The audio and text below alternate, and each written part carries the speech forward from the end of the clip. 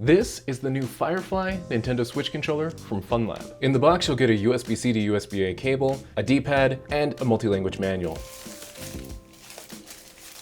The controller itself evokes a lot of Nintendo's own Pro Controller aesthetic, with the exception of the circular D-pad, of course.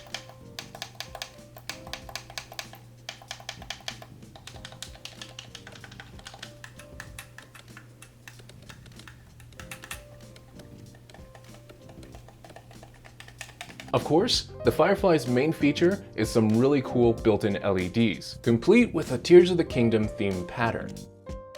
There are 6 color options total, with always on, breathing, flashing, and vibration activated light modes. The controller currently costs $50 direct from FunLab. Check out the link in the description to get one for yourself. Is the Firefly something you're interested in? Make sure to let us know down in the comments.